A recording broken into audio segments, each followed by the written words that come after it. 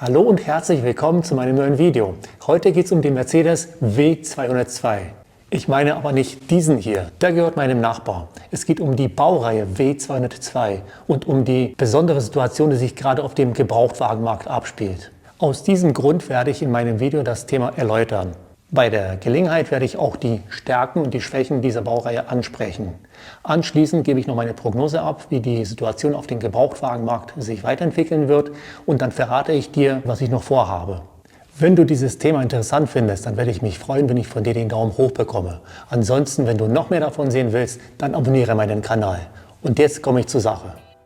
Es ist allgemein bekannt, dass die Gebrauchtwagenpreise in den letzten Monaten stark gestiegen sind. Bei dem W202 haben wir zusätzlich noch einen anderen Effekt, der gerade stattfindet.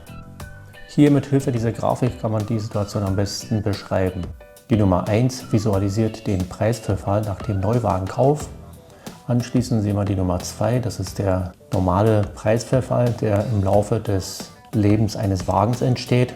Und anschließend sehen wir die Nummer 3, das ist die Stagnation. Sie entsteht, wenn der Wagen sich kurz vor der Oldtimer-Reife befindet. Diesen Abschnitt hat der W202 gerade hinter sich und befindet sich in der Phase Nummer 4 in der Wertsteigerung. Mein sehr guter Kumpel, ein Automechaniker, der in der Oldtimer-Szene tätig ist, behauptet sogar, dass der W202 mittlerweile Preise erreicht hat, wo es sich nicht mehr lohnt, den zu kaufen. Zusätzlich ist er der Meinung, dass bestimmte Motorisierungen nicht mehr erhältlich sind. Ich als ein neugieriger Mensch habe die Informationen selbstverständlich überprüft. Bei dem 250er Diesel und Turbodiesel mit dem OM605 sieht die Situation so aus. Das sind meine Suchkriterien. Ich suche einen Mercedes C250 aus Deutschland, Erstzulassung bis 2000. Der Wagen soll unfallfrei sein, Diesel selbstverständlich, TÜV mindestens nur 3 Monate, maximal 3 Fahrzeughalter und ein Automatikgetriebe. Und da oben sieht man, dass deutschlandweit nur ein Fahrzeug diesen Suchkriterien entspricht. Das ist ein T-Modell, ein Einsatzfahrzeug der Feuerwehr für 9.990 €. Also eigentlich nicht unbedingt hundertprozentig das, was ich mir vorgestellt habe. Deshalb mache ich jetzt den zweiten Versuch. Ich werde jetzt einen 200er Diesel mit dem OM601 suchen.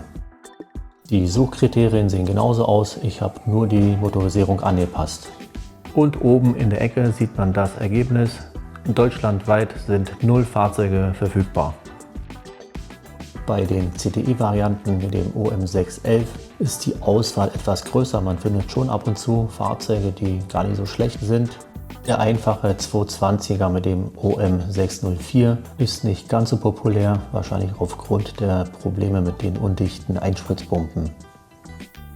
Bei den Benzinern sieht die Situation ähnlich aus. Ich werde hier mit den 4-Zylindern beginnen. Die Kompressormotoren sind schon so gut wie vergriffen. Wenn man welche findet, muss man dafür richtig viel Geld bezahlen.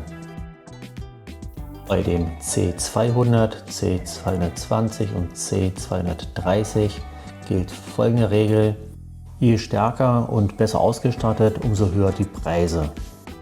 Und bei den AMG-Varianten spielt sich schon fast eine Katastrophe ab. Die sind so gut wie gar nicht mehr vorhanden und mittlerweile schon fast ein Vermögen wert. Die 6-Zylinder sind ebenfalls sehr begehrt. Zum Glück findet man noch welche, die sogar zu akzeptablen Preisen verkauft werden. Unter dem Strich kann man auf jeden Fall sagen, dass alle Motoren, egal ob Diesel oder Benziner, sehr robust sind, und somit ist es auf jeden Fall die Stärke dieser Baureihe. Und jetzt im nächsten Schritt werde ich zu dem Thema Schwächen von dieser Baureihe kommen. Das größte Problem oder die größte Schwäche, das ist auf jeden Fall die Rostbildung, die an verschiedenen Stellen entsteht. Wie zum Beispiel an dieser Stelle, an den Radläufen. Wir sind alle gleich stark betroffen, egal ob vorne, hinten, links oder rechts. Dieses Fahrzeug befindet sich in einem perfekten Zustand, aber normalerweise da sind die Bereiche, die zu den Schwächen gehören. Aus dem Grund sollte man die auf jeden Fall unter die Lupe nehmen. Weiter geht's mit den Schwellerspitzen vorne, links und rechts. Und hinten haben wir genau das gleiche Problem. Hier sind auch beide Seiten betroffen. Nächste Station, die beiden vorderen Kotflügeln. Besonders stark betroffen ist der untere Bereich direkt an der Schwellerspitze. Genauso wie in dem Bereich der Stoßstange. Hier ist es aber besonders kritisch. Der Rost wandert von unten nach oben. Somit entsteht er hinter der Stoßstange, wo er nicht sichtbar ist. Und jetzt der Klassiker, die Wagenheberaufnahmen. Hier versteckt sich der Rost hinter der Schwellerverkleidung, somit ganz schlecht sichtbar. So sieht die vordere Wagenheberaufnahme aus. Und hier haben wir die hintere, die genauso stark betroffen ist. Jetzt haben wir hier den Blinkerbereich an dem Kotflügel. Der nächste Punkt, das sind die Schutzleisten.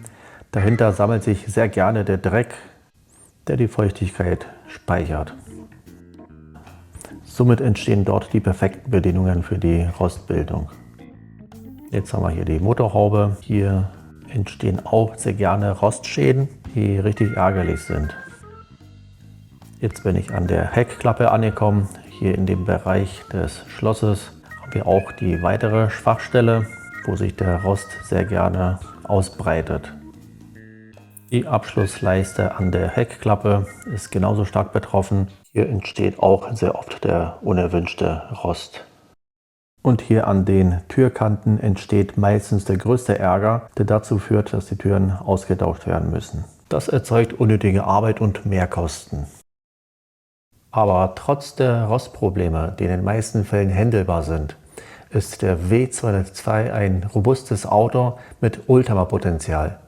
Aus dem Grund ist der Wagen jetzt so gefragt.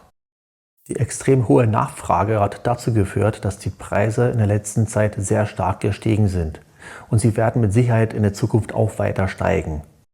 Ich beobachte deshalb schon seit Wochen den Gebrauchtwagenmarkt, aber leider ohne Erfolg.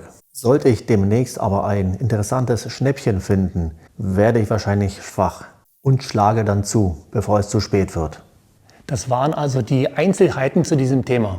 Jetzt bin ich sehr gespannt, wie du darüber denkst. Schreib mir also in die Kommentare, ich werde mich darüber sehr freuen. Ansonsten, in diesem Sinne, bis zum nächsten Mal.